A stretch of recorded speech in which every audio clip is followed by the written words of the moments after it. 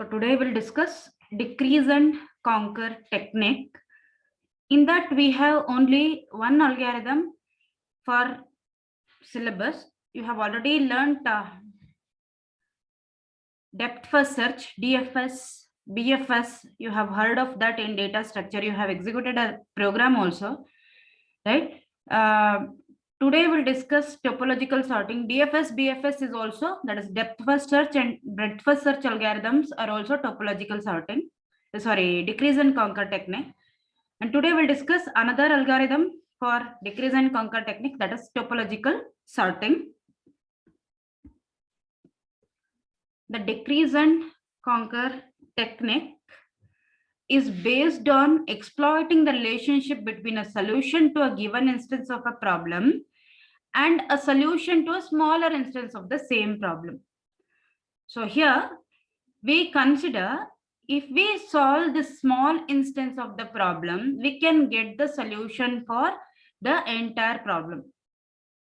Okay, that is the relationship. When we have the relationship between a solution to an entire problem and solution to its small problem, that is, if we solve the small problem, we can get the solution for the entire problem using the small problem solution. Okay, that is the concept of decrease and conquer technique. Once such a relationship is established, it can be exploited either top down means recursive.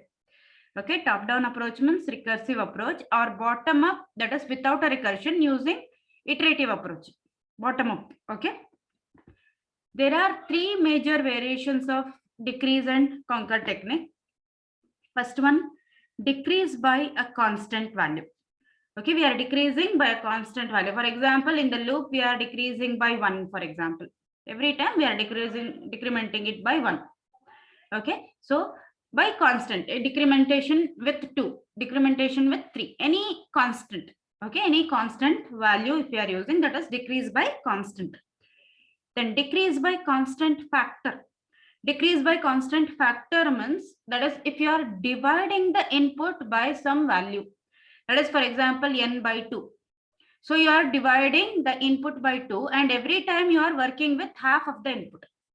If it is divided by 3, then it will be n by 3, and you will be working with 1/3 of the input every time. Okay, every time the input will be getting reduced by 1/3 or half of the input by, that is 1 by 2. Usually we use for 1 by 2 only. That is, usually the algorithms will divide the input by 2, and usually we work with half of the input. Okay, so we have other algorithms also, but that is not there for the syllabus.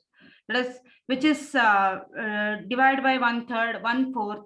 Okay, if you want, you can have, or you can write such an algorithm if it is required. Variable size decrease. In variable size decrease, we don't have any constant value or constant factor. For every iteration, decrementation value will be different. Okay, it might be 1 in the 1 for the first iteration, then it might be 5 for the second iteration, then it might be 10 for the next iteration. Okay, so it is variable size decrease. So consider this diagram. So this is for decrease by constant value. Okay, first variation. Okay, decrease by constant value.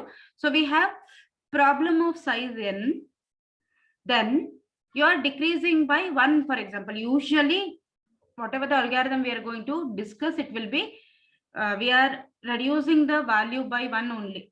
Okay, subproblem of size n minus 1. So decrease by 1. This is decrease by 1 and conquer technique. Okay, you can see the figure caption, decrease by 1 and conquer technique it is. So subproblem of size n minus 1, get the solution to the subproblem, decrease it by 1 and check whether you have a solution for this. If you have a solution for this, and whatever the requirement, that is using the relationship you have established, get the solution to the original problem. Okay, so in the decrease by constant variation, the size of an instance is reduced by the same constant on each iteration of the algorithm. Consider an example, the exponentiation problem of computing a to the power of n. It is By mistake, it is a to the power of double quotes I have given. Okay, it is a to the power of n. Okay, a to the power of n for positive integer exponent. Okay, it is a to the power of n for positive.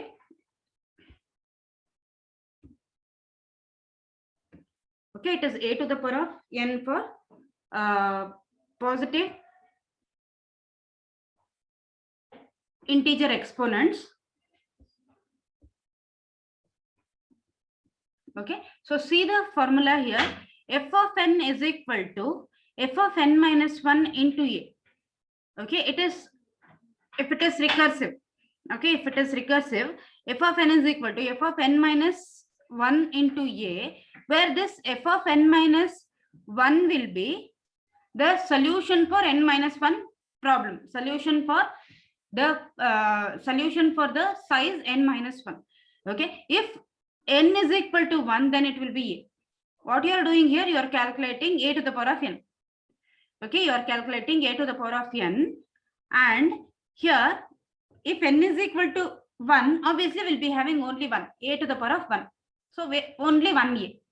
If we have more than 1, for example, if it is a to the power of 2, then it will be a into a square. Okay, if it is n is equal to 3, then a into a. So this is how we can calculate, that is f of n minus 1. Get the solution for f of n minus 1, then multiply it with a single a, you will get the solution for a to the power of n. Okay, that is the concept. I hope you understood this. Okay, let us see the next variation, that is decrease by half and conquer technique. This is decrease by a constant factor. I told you it might be divided by 2, it might be divided by 3, depending on the problem. Okay, it's constant for all the iteration. Okay, decrease by half it is. So problem of size n, get half of it. Okay, divide the input to half of it, sub problem of size n by 2. Get the solution for this sub problem, and depending on the relationship you have established, get the solution to the original problem. Okay, so the decrease by a constant factor technique suggests reducing a problem's instance by the same constant factor on each iteration of the algorithm. In most application, this constant factor is equal to 2. So most of the application, whatever we are going to discuss, it will be 2. Okay, that is constant factor is 2. So consider a to the power of n again. Okay, same example which we have discussed in the previous slide. Again, you consider the same problem. So divide the input by 2, that is n by 2. Okay, get n by 2 and get the solution for a to the power of n by 2. Get the solution for a to the power of n by 2 and then get the square of it. So you'll get the solution for a to the power of n.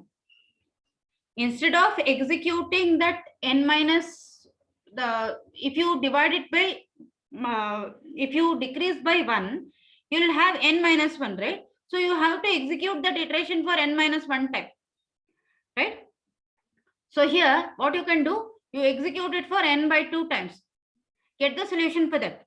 Then multiply or square the solution, whatever you have got. So you will get the solution for a to the power of n.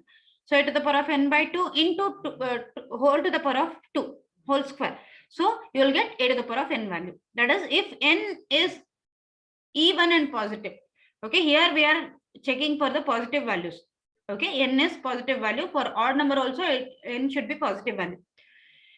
If n is odd and if n is equal to 1, only one value of a. So a to the power of n is equal to a. A to the power of 1 is equal to a.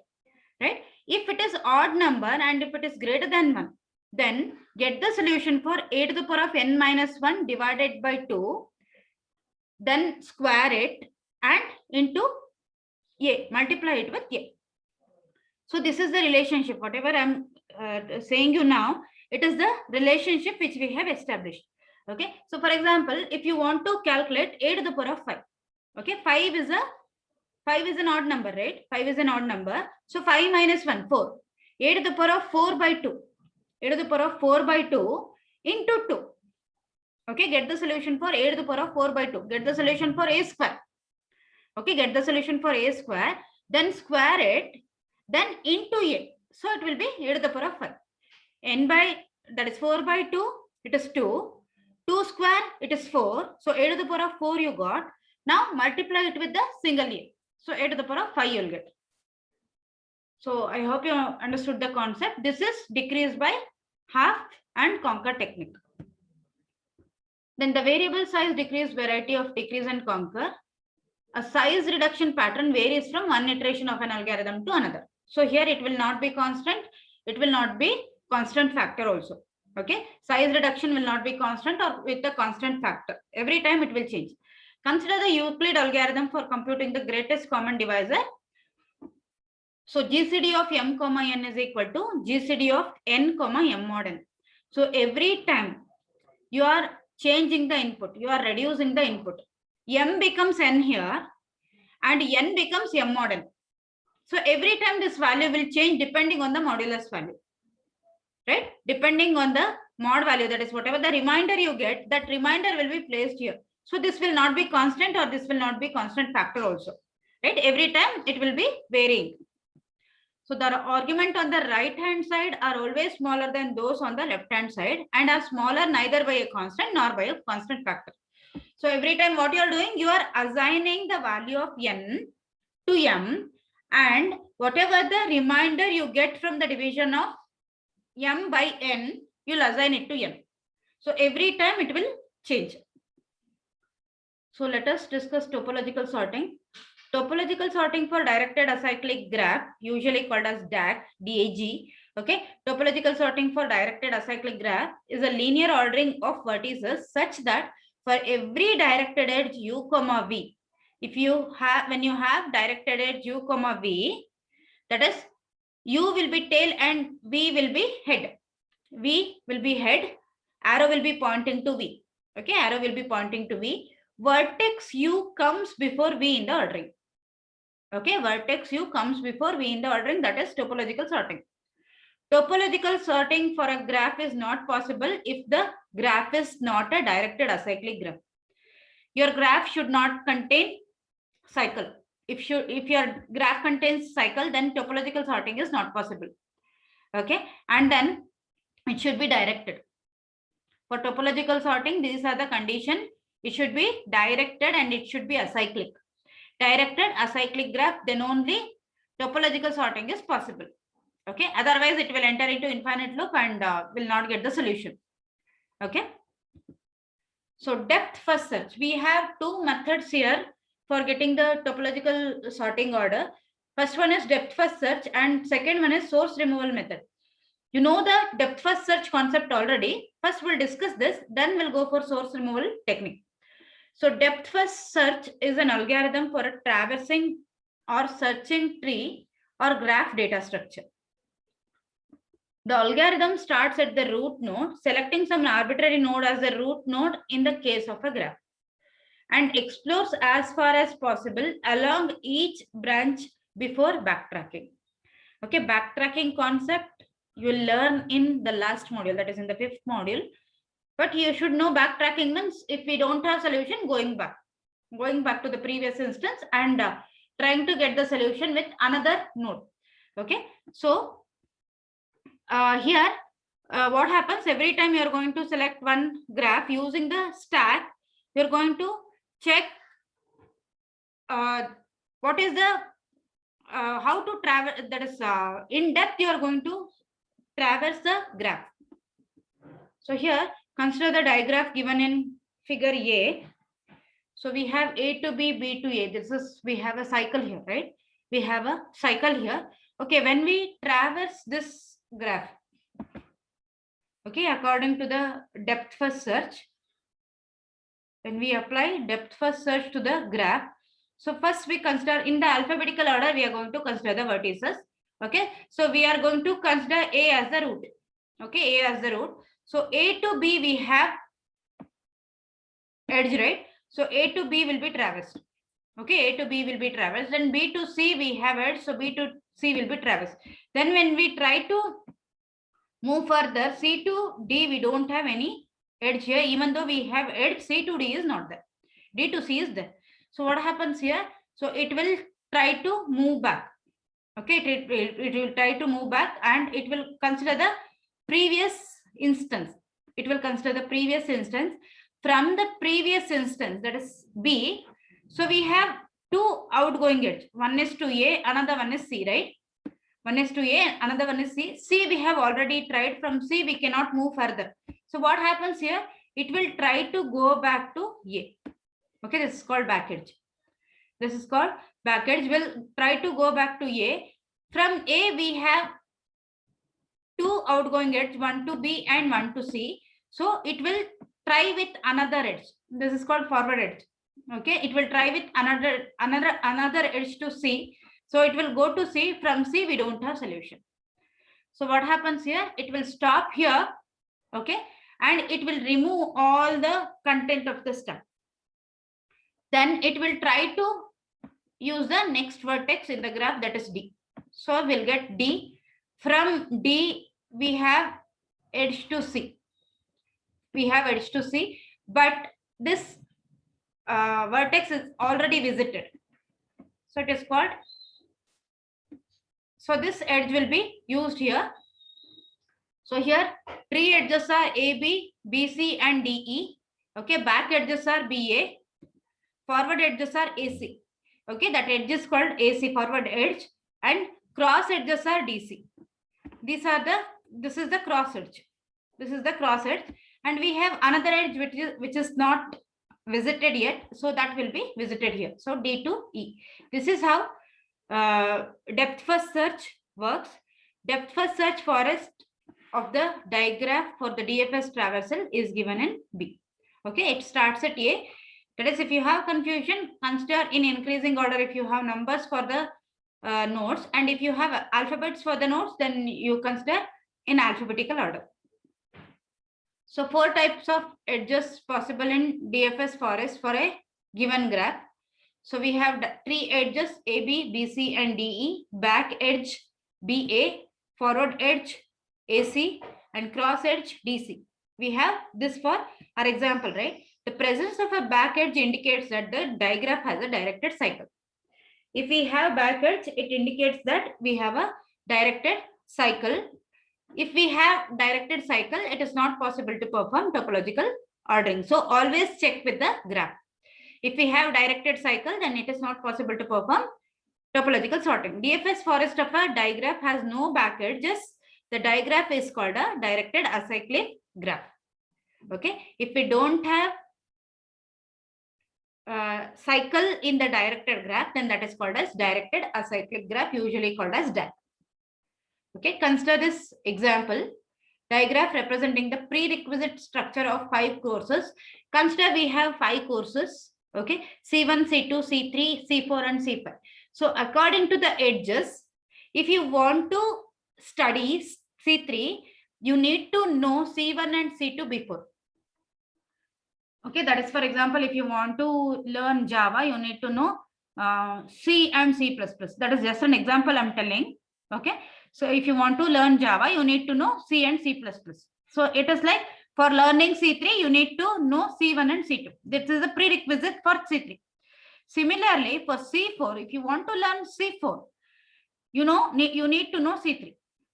If you want to learn C5, you need to learn C3 and C4 before learning C5. Otherwise, it is difficult to understand.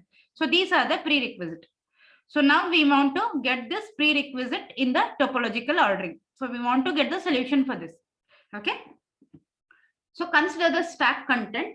So initially, that is, I told you, when we have numbers, take it in increasing order. When we have alphabets, take it in alphabetical order. So here we have alphabet and number, same alphabet we have.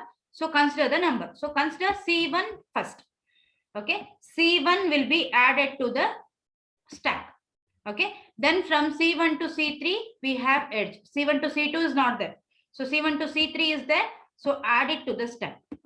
Then C3 to C4 is there. C3 to C5 is there. Consider in increasing order. So consider C4 first. Okay. C4 will be added. Then from C4, we have C5, edge to C5. So C5 will be added. From C5, we don't have any edge to any other vertex in the graph. So it will start popping the content of the stack. Okay, it will start popping. So C5 will be popped, C4, then C3, then C1 will be popped. Okay, then it will consider, we have one more vertex left which is not visited, that is C3. sorry, C2. So that will be added to the stack. Again, after C2, we have edge to C3, but C3, C1, C3, C4, and C5, it is already visited. So it will stop here. Okay. So these are the stack content. So you can consider here. So C5, that will be popped first. This is the popping of order. Okay. This is the popping of order. C5, C4, C3, C1, and C2. Okay. So this is the popping of order. I told you, once you cannot reach any other vertex, it will try to check whether the remaining vertex can be visited from moving back. So it will check with C4. It is not possible to move C2. It will check with C3. It will remove that from the stack. It will check with C3. Is it possible to move C2? No, it is not possible. So that will be removed from the stack. Then C1. It will check with C1. Can we reach C2 again? No, it is not possible. So that will be removed from the stack. Then C2 will be visited separately. From C2, we need not to reach C3 because it is already visited. So C2 will be removed from the stack. So this is the popping of order. And then the topological sorting order will be exactly reverse order of the popping of order. Okay, just reverse the popping of order. Okay, just reverse the popping of order. So C2, C1, C3, C4, and C5. This is the topological ordering for prerequisites of the course. So first you have to study C2 or C1. Okay, but both must be studied before studying C3. Okay, then after C3 you can study C4. To study C5, you need to know C3 and C4. After studying C3 and C4, you can study C5. Okay, so this is the topological ordering that we have got. Okay, first course can be C1 or C2. First course can be C1 or C2. So according to the DFS traversal, we have got C2, C1, C3, C4, and C5. This is the solution for the problem of studying the course. Okay. Consider the second method, that is, this is called a source removal method. In source removal method, what we need to do is we need to check with the vertex. We need to check with the vertex which is not having incoming edge. So here we have C1 and C2, right? We have C1 and C2. So here C1 will be considered first. According to here, C1 and C2 both don't have incoming edges. C1 and outgoing edges there. Outgoing edges there, but incoming edges is not there for C1 and C2. So here we have to break the tie from between C1 and C2. So consider in increasing order. So consider first one. So C1. So delete C1. Delete C1 from the graph and all the edge connected to it, remove it. Okay. So add it to the solution. So solution obtained will be C1. So you have to study C1 first. Then consider this graph. It is removed. C1 and all the connected edges to it will be removed. Consider the next vertex which is having. Consider the next vertex which is having no incoming edge. So that will be C2. So remove it, add it to the solution, and remove the edge, remove the vertex and edge connected to it from the graph. So you'll get this graph. So C3, C4, and C5 we have. Now remove the edge remove the vertex which is having no incoming edge. So remove C3. Okay, delete C3 and add it to the solution. So when you remove the vertex and its connected edges, you will be left with C4 and C5. You will be left with C4 and C5. Now among these two, C4 is the one which is not having any incoming edge. Remove it, delete C4, add it to the solution, and then we'll be left with C5. So this is also not having any incoming edge. Remove it. Okay. So add it to the solution. So this is the solution that we have got. C1, C2, C3, C4, and C5. This is the source removal method. Source removal method means you have to check with the vertex which is not having any incoming edge. Remove it. Okay, remove it and remove all the edges connected to it from the graph and continue the same thing until we get the solution. Until all the vertices from the graph is removed or deleted. Okay, once you remove it, add it to the solution. That will be the topological solution or topological ordering for the graph. Remember, for topological ordering, we should not have cycle in the graph. Always check with the graph whether graph contains cycle. Okay, always check with the graph whether graph contains cycle. If graph contains cycle, don't apply topological sorting because it is not possible to get the solution for that particular graph. Okay, so that is one thing. Second one is it should be directed. It should have direction, then only we can do it. Otherwise, it is not possible. So if we don't have direction for this graph, C3, C4 and C5 we have. So what happens? It will include a cycle to the graph, right? So it is not possible to get the solution for this. Okay.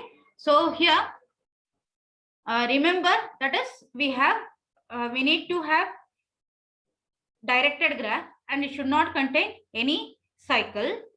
And if you apply DFS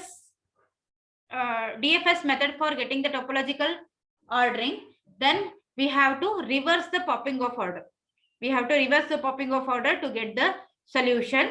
And then for source removal method, you need not to reverse it. Whatever the solution in the removal order we have, the same removal order will be the solution for the given graph. That is in the topological ordering.